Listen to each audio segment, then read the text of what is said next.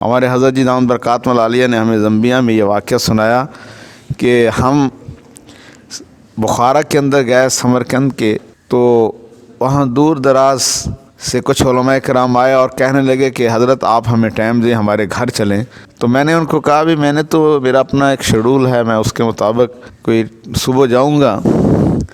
تو وہاں کے بخارا کے جتنے مقامی علماء کرام تھے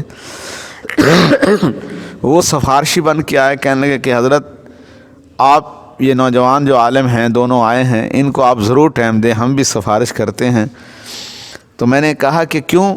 کہا کہ اصل میں یہ اس ماں کے بیٹے ہیں، جب روسی انقلاب آیا، سرخ انقلاب آیا، تو ان کی ماں گولیوں کے سامنے کھڑی ہو جاتی تھی اور وہ جا کر عورتوں کو دین کی دعوت دیتے تھے۔ حالانکہ روس کے اندر جو انقلاب آیا، کمیونسٹ انقلاب، اس میں تو نعوذ باللہ وہ کہتے تھے اللہ میاں کا ہم نے جنازہ نکال دیا۔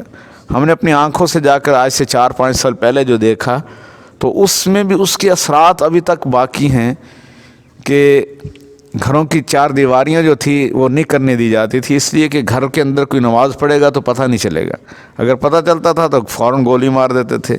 قرآن پاک کا نسخہ پورے ملک میں ایک جگہ بھی نہیں ملتا تھا۔ اور ہم تاشقند ہوٹل میں ٹھہرے ہوئے، تو یہ تو چند سال کی بات ہے نا، تو ماسکو سے ایک بچہ آیا ہوا تھا، تو ہمارے ایک ساتھی نے پوچھا کہ آپ کا نام کیا ہے؟ میں یہاں کرنے کا فٹ بال کھیلنے کے لیے آیا ہوں۔ تو ہم نے جب اس کا نام پوچھا، جب اس نے مسلمانوں والا نام بتایا، تو ہم نے کہا کہ اچھا آپ کو قرآن آتا ہے؟ اس نے کہا جی قرآن تو مجھے آتا ہے۔ ہمارے ایک ساتھی نے اپنے موبائل سے نکالا قرآن پاک اور کہا کہ آپ یہاں سے ذرا قرآن کی تلاوت فرمائیں۔ تو کہنے لگے یہ کیا چیز ہے، مجھے تو نہیں پتہ یہ کیا ہے۔ تو وہ زبان بھی زیادہ نہیں سمجھتا تھا۔ تو تاشقند ہوٹل ہی کے اندر ہم ٹھہرے ہوئے تھے، تو بچے سے پھر ساتھی نے کہا آپ تو کہہ رہے تھے کہ میں مسلمان ہوں اور قرآن بھی مجھے آتا ہے۔ اس نے کہا ہاں میں مسلمان ہوں، قرآن مجھے آتا ہے۔ ہم نے کہا پھر سناؤ۔ اب اس نے قرآن سنانا شروع کر دیا، تو قرآن تو اس کو یاد تھا۔ جب اس سے پوچھا کہ یہ کیا معاملہ ہے، آپ دیکھ کے پڑھ نہیں سکتے؟ اس نے کہا کہ میں نے زندگی میں کبھی قرآن کی زیارت نہیں کی، کیونکہ روسی انقلاب کی وجہ سے ہمارے کوئی رکھ ہی نہیں سکتا تھا، تو میری ماں نے مجھے ویسے ہی یاد کروایا۔ ایسے بیشتر واقعات تاشقند کے اندر، یہ آخری الوداعی اس تقریب کے اندر، جہاں دنیا کے 25 ارب ممالک کے لوگ تھے اور بڑے لہن داؤدی سے پڑھنے والے تھے۔ ہم نے جب دیکھا کہ وہاں سے جب کلین شیو اور بالکل بیچاروں کی وضاحت تھا، تو ایسی نہ تھی۔ جب انہوں نے قرآن پاک پڑھ سنانا شروع کیا تو حیران رہ گئے سب، کہ عرب بھی ایسے ششدر رہ گئے کہ یہ ایسا قرآن پڑھ رہے ہیں۔ اب انہوں نے زندگی میں قرآن کے نسخے تو نہیں دیکھے، لیکن ان کی ماؤں نے، میں سلام پیش کرتا ہوں، سینہ بسینہ قرآن کی دولت کو منتقل کیا۔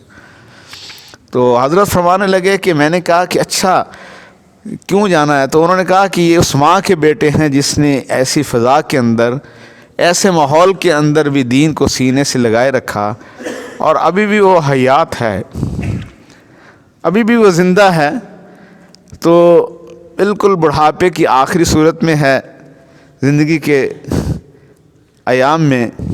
تو حضرت فرمانے لگے کہ میں نے کہا چلو بہت اچھی بات ہے، ہمیں بھی وہاں دعا لینی چاہیے۔ تو فرمایا کہ رات کے وقت ہم پہنچے۔ صبح میں نے کیا دیکھا کہ ایک چارپائی ہے، بس مٹھی و ہڈیوں کی ایک مٹھی ہے، اوپر کپڑا دیا ہوا ہے۔ تو حضرت فرمانے لگے کہ بھی ان کے بیٹوں نے کہا کہ حضرت ہماری والدہ پردے میں ہیں، تو آپ سے کوئی بات کرنا چاہتی ہے، تو سلام کرنا چاہتی ہے، آپ دور سے آئے ہیں۔ تو حضرت فرمانے لگے کہ بالکل بوڑھی، آخر 70 سال تو روسی انقلاب رہا، اور اس وقت وہ جوان العمر لڑکی تھی۔ فرمایا جب میں ان کے قریب ہوا تو وہ ماں کچھ کہنے لگی رو کر۔ میں نے ان کے بیٹوں سے پوچھا کہ یہ کیا کہہ رہی ہے اپنی زبان کے اندر، رشین زبان کے اندر؟ تو بیٹے کہنے لگے کہ حضرت ہماری یہ والدہ آپ سے کہہ رہی ہے کہ آپ میرے لیے دعا کرنا کہ اللہ آخری وقت ایمان سلامت رکھے، کہ اللہ آخری وقت ایمان سلامت رکھے۔ حضرت فرمانے لگے میں حیران رہ گیا کہ ایسی اتنی قربانیاں دینے والی اور اتنا دین کے لیے ماریں کھانے والی، اس کو اپنے ایمان کی کتنی فکر ہے۔